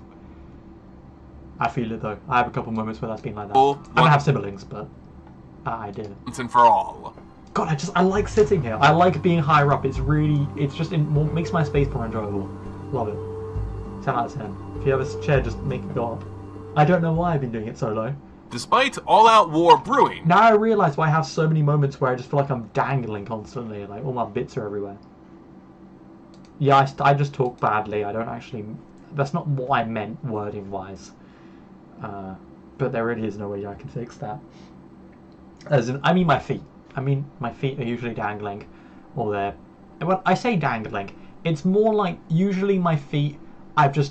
they're as far out in front of me as possible. I have long legs. It just be like that. Anyway, sorry. Yeah, let's go back in. Urza, now the de facto leader of Yotai, meets with Mishra one more time to attempt peace. During the night, however, Urza finds Kayla half naked with Mishra. Mishra attempting to get Urza's half of the stone that Kayla had stolen. Meanwhile, the Falaji commandos and Mishra's dragon engines were rampaging and massacring the people of Krug, slaughtering men, women, and children. There would Kayla's gotta die. If Kayla isn't dead by the end of this, I'm gonna be pissed off. certainly be no more. So I don't give a shit if your husband's bad to you. You break up, you don't cheat, but also, even removing that whole idea. You don't fuck his brother. 1. 2. Jesus Christ. I never thought I'd be saying don't fuck his brother. Well, no, I'm not too surprised, to be fair. Just didn't think about it. But 2, you don't do it when your entire fucking location is being attacked, you Nimrid. Nimrid? Nimwit? Midwit? Peace. More. The walls were eviscerated, and the 80 IQ, tops. city destroyed. Urza could only try to create a safe passage for Krug citizens to flee. The War Machines and the Falaji conquered Krug in 27 AR, and with the fall of diplomacy, the Brothers' War had begun. He was so ready to do it, that's crazy. Every fucking time something goes wrong. The Brothers' War lasts for about 4 decades, each side building stronger and fiercer machines of war, devastating the continent of Tirasair and the residents alike. Urza builds alliances between Argoth, Yotai, and Corliss, and inadvertently becomes the de facto leader of this alliance, promoting an air of power and confidence in his artifice. Very nice. Not to be outdone, Mishra becomes the leader of the Falaji, as they continue their warpath through the continent, capturing city-states and forcing them to bend to their rule. Urza constructed a defensive line along his boundaries of towers and fortresses, devastating the economy and local wildlife in the process. To add more to his... How that is devastate the economy? Do you mean, I assume it just means the local economy, not economy in general. Because war promotes the economy to a certain extent. In certain ways, there's a bit of a finagling around it. It's mostly war-based profit, but there is a profit nonetheless, and thus the economy is helped by it. His defensive arsenal, he also constructed weapons of war, such as mines, automatons, and anything else his mind could conjure. During this time, Urza's son, Harbin, came into his own. Harbin may not have been as smart as his father, but... Urza's son? So his cheating wife did have a kid with him? His talent in artifice was still quite prominent. He was an apprentice under Tanos, and learned much about the world, and led a relatively peaceful life, despite the war that was consuming everything around them. However, Harbin was a constant reminder to Urza of his wife's possible infidelity. The question always present in the back of Urza's mind: was Harbin truly Urza's? Or perhaps was he the son of Mishra? It could always be Mishra's. It could also be that he just straight up is just a different person's kid. I feel bad for his kid. I think that's the worst thing of cheating. Well, no. There's a lot of really bad parts of cheating, and I think there's lots of equally negative ones. And definitely one of the top ones has to be that simple fact that the relationship between the father and the child is permanently strained. From the perspective of you've had a child with someone, you can never truly know from that point onwards whether that child was truly yours. Obviously, if it's the husband cheating, I mean, they're still strained, but I guess the But in that event, it's not like the mother and child relationship is strained. I'm hoping you can understand what I'm saying. I feel like I have to over-explain things, because just in case this video does get watched eventually, I gotta explain myself. Thoughts would go on to cloud Urza's judgment. With the help of Tanos and Harbin's talented minds, Urza began constructing even more elaborate machines, just as Mishra's forces began to arrive at the borders of Argive. Mishra immediately attacked, and within hours, suffered a resounding defeat at the hands of the constructions the three artificers made. Nice. With the forces repelled, Urza spent little time in preparing a counteroffense. He ordered raids into the Falaji Desert territories, and success came aplenty. However, in one of these raids, Tanos was captured by Ashnod, who was now Mishra's chief lieutenant. Tanos was able to escape, but while he was... If you work at sawing up carcasses, you notice how the joints fit, how the nerves are arrayed, and how the skin peels back. Firstly, didn't need to fucking read that. Secondly, it looks like it's him on this. I assume it's him on the altar. Busy skulking around, Urza had discovered Ramos, a dragon engine that Mishra had controlled.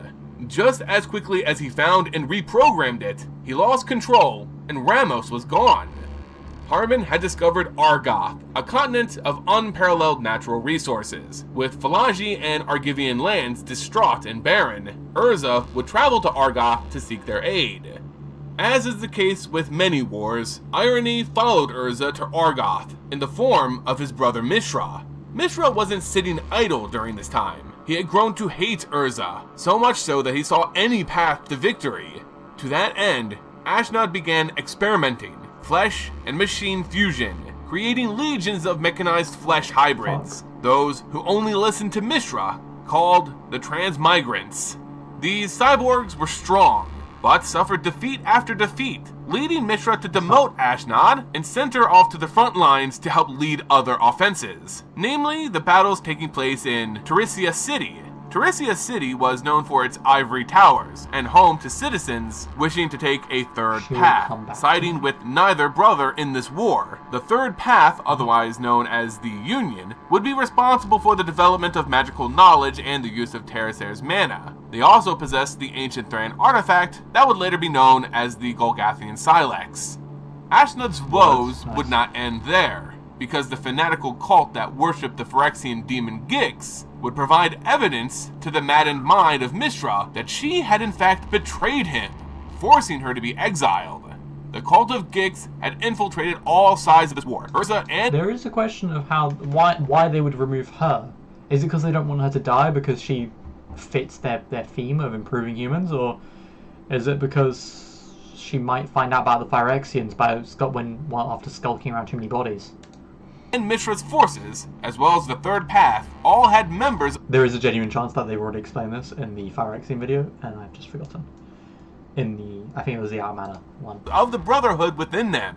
Gix himself told Mishra, whose health was deteriorating, that the body was a machine, and machines could be rebuilt and perfected. Completely enamored, he agreed to go under the knife and fuse with artifacts. Mishra had learned of Argoth, and was already fighting the local inhabitants there, as he saw the island as an opportunity to test out his new body. The locals, not wanting anybody to intrude on their island, began attacking Urza's forces as well, with armies of elves and treefolk, for Argoth was elvish land. One night, the Argothians attacked Urza with devastating force. Though the Argothians retreated, Urza and his allies were Also, I want to just reiterate here, it is literally the same vibe as what happened with NICO BOLAS, which is, I get where they're coming from, and then they just kind of just keep stepping too far eventually, but I kind of get where I do understand how they got there. It's the same thing with Mishra. Poorly beaten. I'm waiting for Urza to have the same fucking moment, considering, Gix is in both of their armies. Mishra to see this as the perfect opportunity to remove his brother from the board state. Although the smarter decision would have been to retreat, Urza in his arrogance would not. Seeing this as the be-all, end-all fight, he stood his ground and vowed this to be the end. I mean, I guess it will be the end, because you're gonna die. Cataclysmic. Oh, well, fuck me. He's gonna die and, unleash a bunch of Gix soldiers or something. All the Phyrexians are just gonna be like, hello. Here on Argoth, a land that neither brother would claim as their own, would be the grave of one of them. Heartbeats slowed, The crescendo of silence echoed through the field, and with one motion of Urza's hand, a charge was ordered. Armies clashed, more blood would shed. 60 years of fighting would end tonight. With regret in his heart, Urza fought. Within seconds of engaging, the armies turned on each other. It was utter chaos. Mishra's I don't recall Urza being a planeswalker, but if he became a planeswalker, I wouldn't be surprised if either of them were. But then, I mean, Mishra's not going to become one. He's definitely dying. dragon engines betrayed and routed Ashnod's transmigrants. Urza's automatons sent his apprentices' clay soldiers back to the earth as neither army obeyed commands. Within this calamity, a truly horrific sight approached Urza, his brother Mishra. Wielding their respective stones, they engaged in battle. In mere seconds, a war of 60 years ended with a mortal blow dealt to Mishra. However, to Urza's horror, Mishra did not falter, barely acknowledging the mortal wound gaping in his side. Mishra tried to retreat, though not before Urza could see the truth. Mishra had become mechanized, with cables and oil spewing from his chest. Mishra became so distraught in his hatred that he became a machine himself in order just to overthrow his brother. As the war should have ended there, more bad news approached. So obviously the next one is definitely going to be March of the Machines, surely. That has to be the next video I need to watch. Urza discovered that Gix had sabotaged the machines, corrupting them, leading to the massive battlefield confusion. So that's why the Dragon Engine from the beginning immediately disobeyed him, because Gix was already in control. Got you. Before the Battle of Argoth, when Tawnos was captured by Ashnod, the two conducted in more diplomacy than you would realize. It was Tawnos who convinced Ashnod of Mishra's madness, as well as assuring her of the utter destruction should both the brothers be left to their own devices. It was during this time that Ashnod held some reservations about the war. In losing faith in her master, Ashnod worked alongside Tawnos to end this conflict. I'm genuinely curious why she started losing faith, because we're introduced to her from the beginning that she's kind of fucked in the head and she doesn't really view humans as humans. But maybe she just loves machines in general, so even if humans are machines, she just fucks with it. But, yeah, I mean, I like the slur clanker for a reason with a hard R. I need to learn how to do the full-on hard R, I can't do it too well. But, God, if you came in just as I said that, that'd be fucking hilarious. But no one's in my live stream, so I'll be fine. I think, unless someone skipped to this point. By handing over to him the Golgothian Silex, which she had taken from a member of the Third Path, when she and their forces invaded Teresia City. Now, with the two armies utterly uncontrollable, and the fate of the entire continent at stake, Tawnos presents Urza with the Silex. Urza knew only artifice in his life, but the Silex was something new. It had been a force of magic, of mana, of power. He ordered the departure of his forces and began to try to understand the Silex. However, time was short. Mishra would arrive atop a dragon engine. However, his atop had become more of a merge, as Mishra became the dragon engine himself. With tears in his eyes, remembering the childhood the brothers shared, remembering their time under Tokasia, remembering how things were and how things could have been, Urza... Honestly, if Urza and Mishra were in the opposite spaces, I think everything would have gone well. Genuinely, I think that if Urza had become the slave instead, he just would have, because of how few connections he truly would have formed, he never would have actually had a proper connection to them. In fact, the Dragon Engine probably would have wiped them all out, to be honest, but even if that weren't to happen, and for some reason he got chosen, he still managed to control the Dragon Engine, he wouldn't have been as destructive with it. He would have learned to control it, in a sense, and recreate it. Whereas in reverse, if Mishra had gone to the city, he would have had more emotional bonds. He probably would have actually wanted to be with Urza's then wife. And they would have probably actually gotten together and just had a normal fucking relationship, to be honest.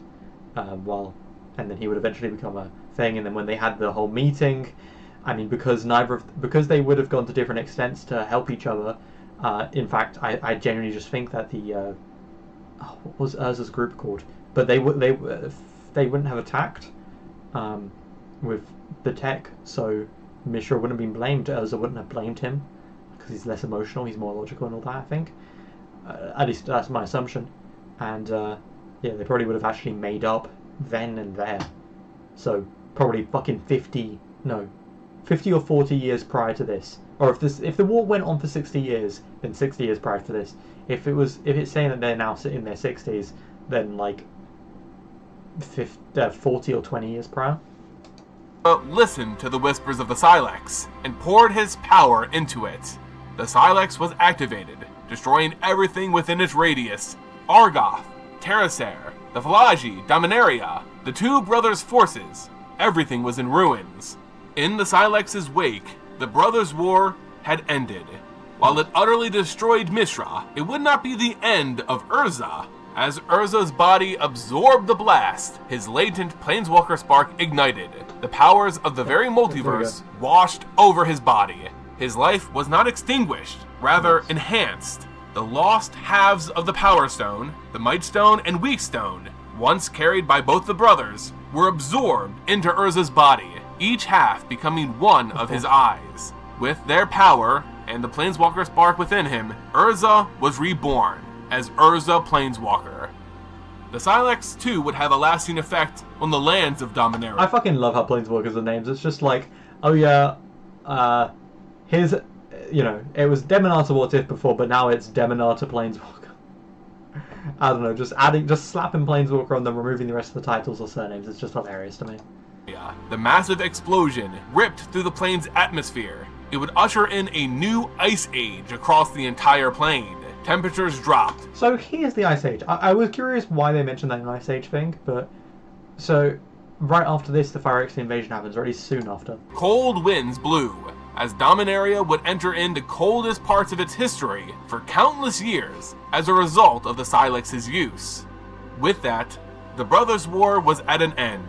The traces of Phyrexia's corruption on Dominaria wiped clean by the Silex's blast and laid dormant for many more years after that. However, that is merely history, and as we look on the story of Magic the Gathering now, with Teferi heading back in time, this history could very well be rewritten. So Teferi going back in time. And there you guys go, the complete history of the Brothers' War as it happened in MTG's history. Now knowing what the Brothers' War was, we're better prepared to experience the possible alternate events that could take place in this new upcoming set, where we're revisiting this time period. With Teferi, the time-bending planeswalker, traveling back to the Brothers' War to uncover the secret use of the Silex, there are many things that could come to light, originally lost to history, or things he could inadvertently change about what transpired. I love how the entire conversation is just like, oh yeah, Teferi's definitely going to mess it all up. Yeah, it makes sense. Then, that's all still left to be known, but make sure you become a subscriber and tick that notification bell to catch our video. I like Popcross, sorry, he just shut off my notifications, but I feel like ever since he gave up his Discord channel, I just haven't given a shit at all. I really liked his Discord channel. It gave me a really good excuse to do art contests and stuff like that. I had a lot of fun with it. I liked the community they had. The Discord channel was, but then when it moved away from Popcross, I don't know. I started to care less and less about the Discord channel, but I also started to care less and less about Popcross himself, as his channel. Like I don't think I've watched any of his videos in so long. His art style's alright. As in, I'm not like saying that my art style's better. I don't think I've reached a point where I can be talking down that shit. But I don't know. It's not something I want to watch regularly. It's like something I'd watch once in a blue moon nowadays. Maybe when I was a bit younger, I would have watched it more frequently. The community was a lot for me. I think the community is one of the things I liked a lot, and them separating that community on Discord just. It fumbled it. On the Brothers' War as it happens. Now I turn to you. How do you think Teferi will mess with the MTG timeline? Gonna fuck it up further, probably. I mean, if Teferi is aware of the Phyrexian War, which probably is, I don't remember the lore for Teferi. But if Teferi's... Wait, no, is Teferi the robot dude? Is he robot on? Oh, fuck. No, everything's going to go terribly. So, I have a feeling Teferi's going to accidentally kill one of the brothers. Do you think we'll see a great change in the events of the Brothers' War, or maybe learn something new that was lost to history? Let me know your thoughts in the comment section below. Cool. Ooh, do I feel like watching another video then? I don't feel like watching 30 fucking minutes. Hold on. Let me just check what the other videos I have. Losing their sparks. The winner of the March of the Machine. Wait, how the fuck did you come back? Or did you come back? Wait, what?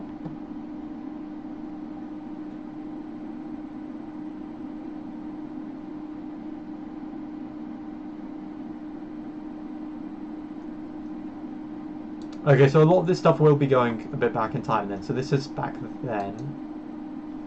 Ashiok, I don't know what this is. No, I don't know.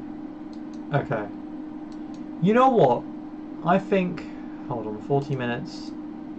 30 minutes.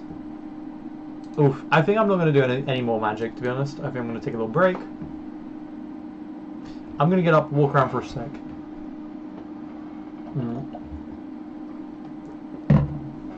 Just get my body moving for a second, and then I think I'll leave Suki on because this is a magic stream. Might as well.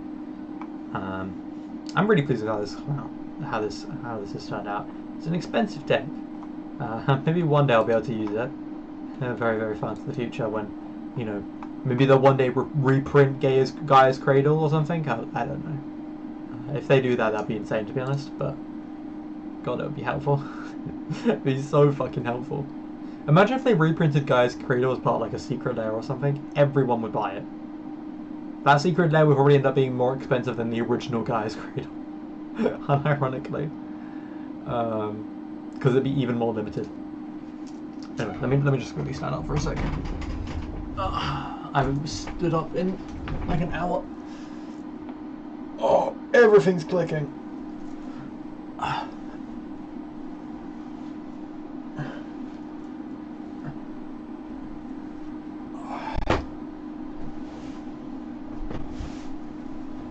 Gotta get your body moving after it's been a while. Let me do some squats real quick. I don't have a belt on, so you'll just see my hands point out.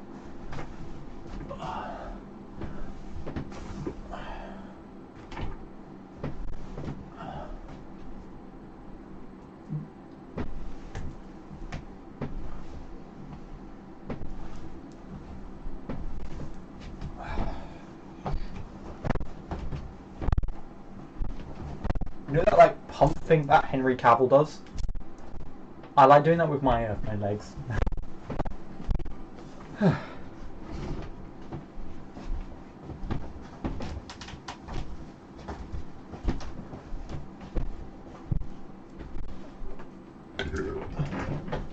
Alright, that's enough. That's enough walking about. Just because I said I would, didn't mean I do a lot of it. Alright, give me a second, I'm just going to do something.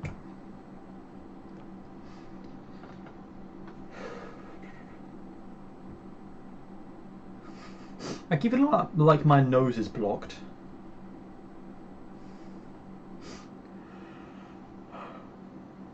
What the fuck? Oh shoot, I have an appointment.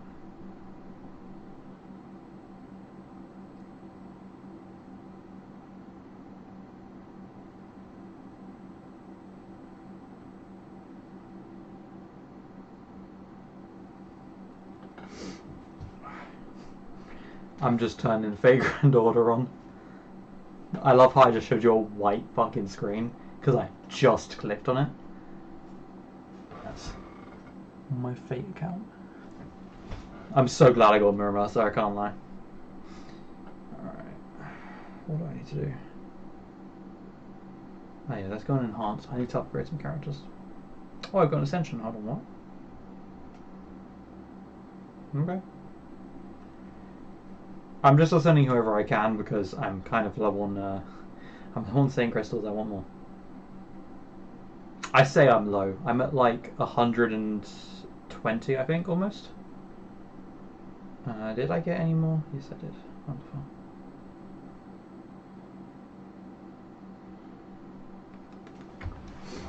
Wonderful. I'd watch whatever like slop content I could. Oh, Frag got a rap. I'm gonna have to watch that. Hold on. Odyssey Fallout. Oh yeah, the Odyssey Fallout. I think that the choices of the Odyssey movie are fucking retarded. Sorry, I don't care if it's a fictional past story. I would feel the same way about any other thing. It's like, yeah, you can flip the argument for a lot of the stuff with like, yeah, it's happened before, so it's really not that bad that it's happening again, which is a stupid take to make in the first place. But like, even if you're gonna say that, at least those people looked somewhat similar. Also, people keep trying to tell me that this person looks attractive. She doesn't. She really doesn't. She's mid at best. She's like a 6. I'm not saying I'm pretty. I mean, right now you're looking at me at my one of my worst probably moments, to be honest. But you know, I think I might be on the same level of her as her, Loki. If I put on that much makeup, I probably look better than her. Like, she has a lot of makeup in this image. Anyway, what was I going to check? Oh god, there's so many fucked up things. Oh yeah, mixtape looks horrible. What do I want to do? I was gonna check something, and then I pressed restart, and now it's gone. Hold on. You get to see all of my things, and you'll get to know which ones I've watched. You're welcome. I've actually forgotten what it was going to be that I was going to check out. It's really annoying. That is really annoying. Oh yeah, do you remember that one fat lady who like looked completely normal, like this, basically, but without the AI filter? But then the moment she steps back, it's like this massive woman. Oh, that was funny. Yes, the frag rap. That's what I was looking for. I'll check it out in like 5 seconds. You know what? No.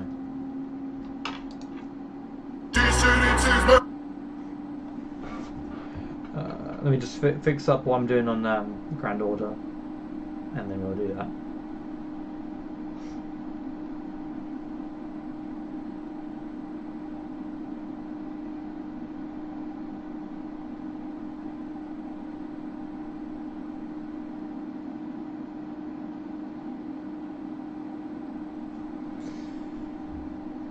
Just upgrading Alexander the Great right now. Unfortunately, it's not my favorite version. It's not Ishkandar. I love Ishkandar. He's my favorite Phase Zero character, 100%. But it's his younger version. He looks pretty neat. The fact that he's a kid, though, is very weird to me. I would upgrade that more, but I don't know. What I want to do is actually level up the guys who I've kind of just put off leveling up.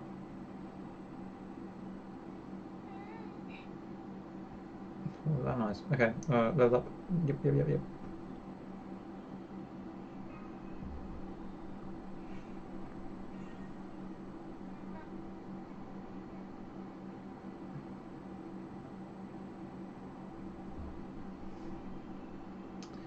Blah blah blah.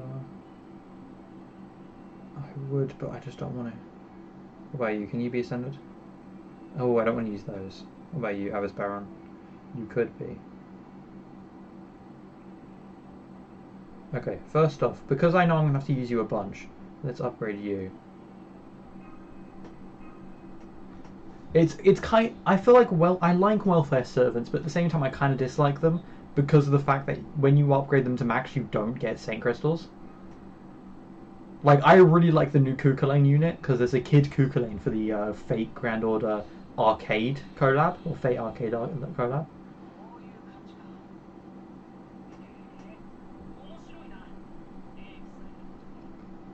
And I'm definitely going to be maxing him out at some point, but...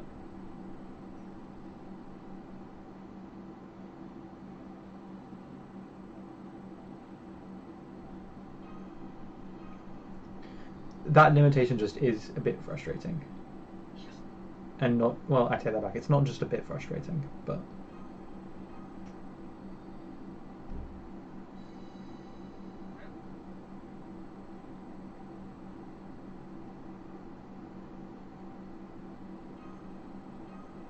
Okay, that's enough XP. I'm not spending any more on him. Let's switch to someone else.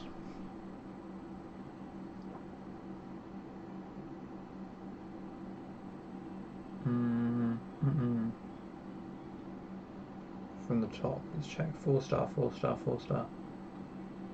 Is there anyone who's high? That isn't all. I have so many fucking welfare stats, it's ridiculous. I'm sick of it, man. I'm sick of it. Goddamn. These goddamn fucking.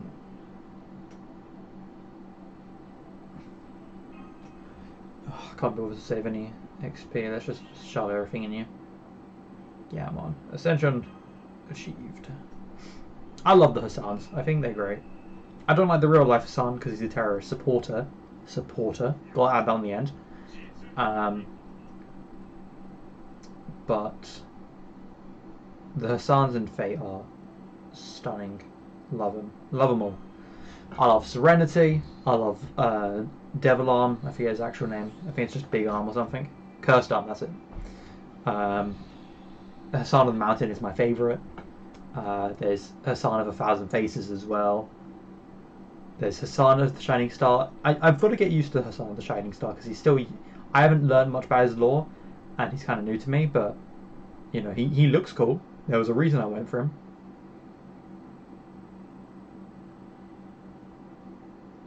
But yeah,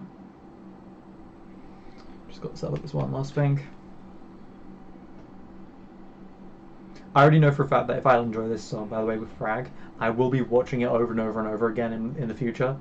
Not on stream, but like personally, just because I like to find out all the like little hidden details. That Gilgamesh song was peak. I actually might watch it right after, just to hype it up. Hold on, what's going on here? Oi oi oi!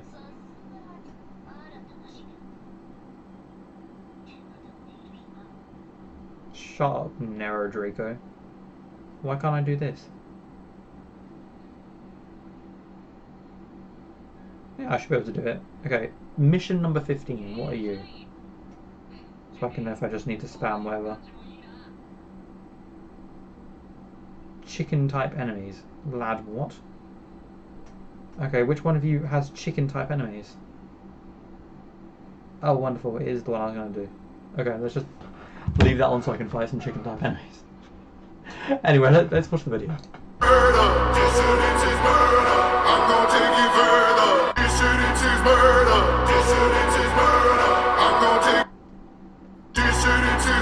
Dissidence.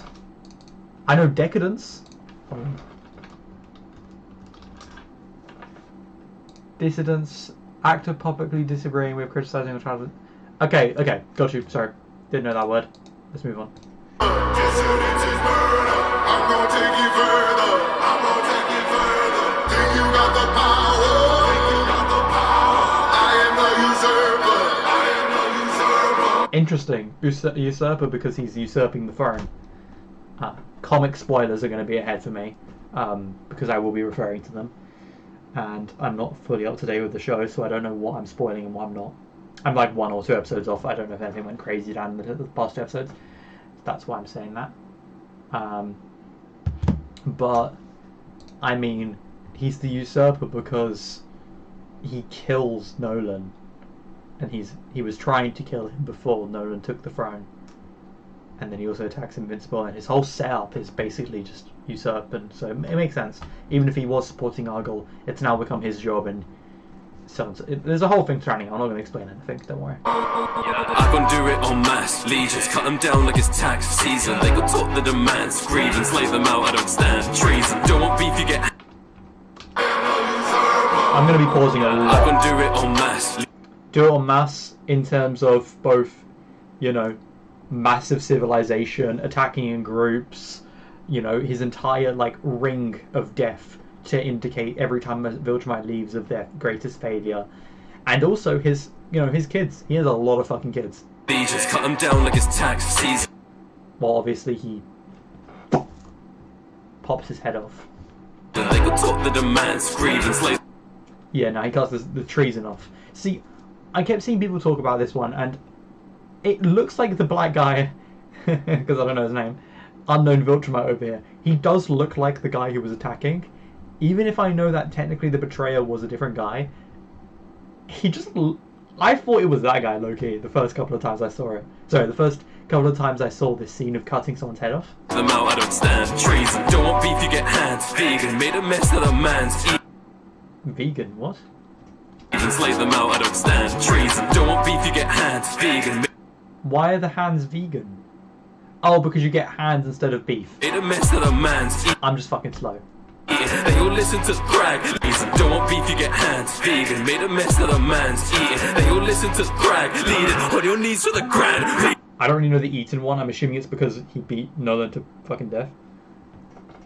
Made a mess of the man's eating. They all listen to brag. Lead it on your knees for the grand region. I don't care what you say, I don't like that. When I tear through a race, they don't fight back. Not compared to the grit, and no airs to my ring. I got melt off the face like an ice cap. I got He doesn't have airs. I love it because he uses his airs to beat fucking Invincible as much as he can. That is, by the way, crazy that he used a bunch of his airs to beat him. Anyway. on my right hand strap back. Not compared to the grit, and no airs to my ring. I got melt off the face like an ice cap. I got Craig on my right hand strapped like an eye patch. Blasted the brains at the back like a mind bat. Eat bat and eyelash. Spread my own trips, that's a new kind of life hack. Nah, they about a whip. That's fucking crazy. To the back like a mind bat. Eat bat and eyelash. Spread my own trips, that's a new kind of life. Read my own trips as his own kind of life hack is a crazy sentence. To be fair though, those life hack channels 100%. Imagine a life hack channel where it's like fucking Viltrumite themed, and it's like, new 5-minute craft. If you impregnate an entire civilization, you can also create a whole army of Viltrumites. Nah, they about a witness. You're not a scourge to me, I've seen sickness. You a statistic, pisses in my DNA, cause I'm like Genghis Khan to these bitches. The conquest gon' bang my Oh my god. There's so many layers. I love it. I love it. I don't even know if they're intended. They're definitely intended. They have to be intended. Because Genghis Khan is known for having so many kids while also massacring people. It's literally Frag bar for bar. Frag is Genghis Khan, but like a westernized, way more like negatively masculine version. He is a toxic Genghis Khan. If Genghis Khan was extra toxic, extra spicy, you know, that's basically Frag to a T. Frag is definitely invited to a cookout. I'm not black, but, you know, I feel like he has to be, surely. forgiveness, best in the business, turn to DNA, cause I'm like Genghis Khan to these bitches. The conquest gon' bang my forgiveness, best in the business, turn to ask, they forget they existed. I made the laws and I check with my privilege. I gave my life to join the army.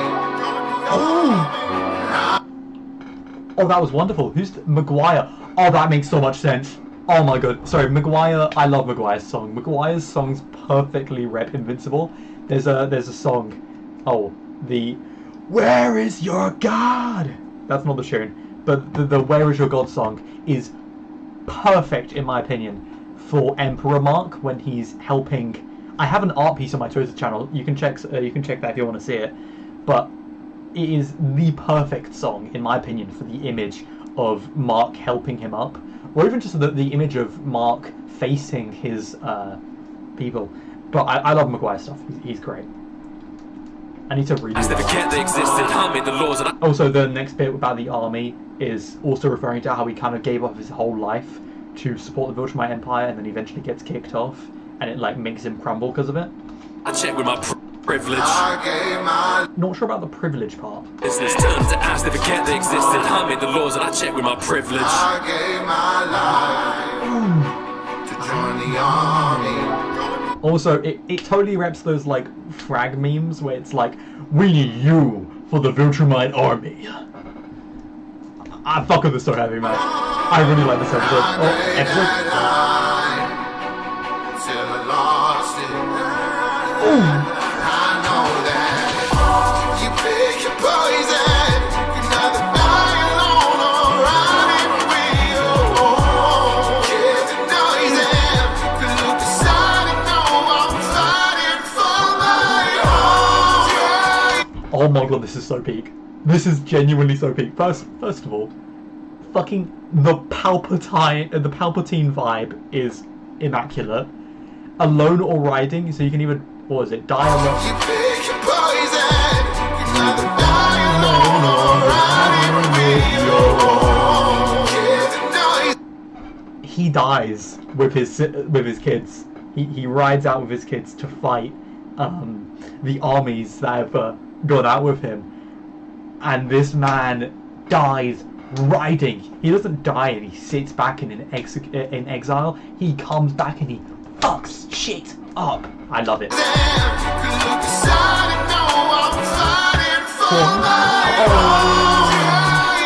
I mean, the whole episode where his planet gets destroyed is him fighting for his home. Yeah.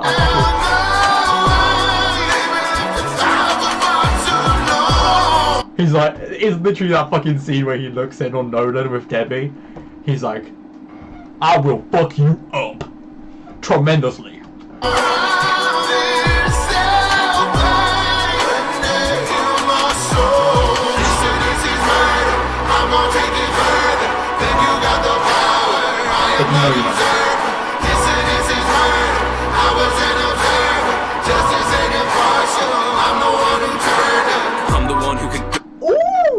Okay.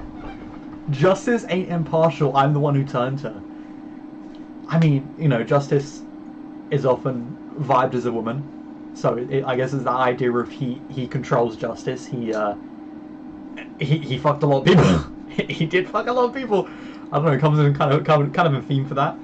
I wouldn't quite call him a playboy, but you know, he did have sex with a lot of bugs. I'm the one who can go the distance. Biggest threat to the solar system. Wait on Rollins, they gon' know the vision. I'm forcing men to make coalitions. I'm a constant factor like a coefficient. Ain't no propaganda, you gon' know I'm different. That's a chauvinism. That's a splitting families more than social distance. You're in no position to be talking. Oh wait, I just realized something. Hold on. I'm the one who can go the distance. Okay, obviously he's the fastest, strongest Viltrumite. Distance, yep. Biggest threat to the solar system. I mean, the fact that he comes into our solar system is why the coalition of planets starts immediately attacking and trying to spread the Scourge virus, so yeah. Wait on Rollins, they gon' know the vision. I'm forcing men to make coalition. Yep, obviously they made the coalition. I'm a constant factor like a coefficient. You can't stop him, he's also, like, lives for a very long time. Propaganda, you gon' know I'm different. That's a chauvinism, that's a splitting. The fact that he pulls back and creates fucking air vectors, vortexes, and, by the way, splitting families. Okay, now I'm not sure about Oliver's wife. No, sorry, no. Okay, basically he kills everyone on the right side. He's the reason they all die. I don't believe he killed Debbie. I'm not too certain. She probably died on the moon when he attacked. But, I mean, he split Oliver in half, or he just stabbed him? I can't remember. I think he just shanked Oliver. He split Nolan in half, and he's the reason, you know, I think a good, like, 6 Viltrumites came to destroy Oliver's mum's planet. So just fumbling with my hair. Families more than social distance. You're in no position to be talking a big game. Power scaling, they be thinking it clickbait. I feel like he's talking to fucking Mark with this one. Distance, you're in no position to be talking a big game. Power scaling, they be thinking it clickbait. Stay 100, I've been talking about win rate. But on credit, they be mad when I dictate. Mad when I win rate 100 because he never loses, other than that one time. be thinking it clickbait. Stay 100, I've been talking about win rate. But on credit, they be mad.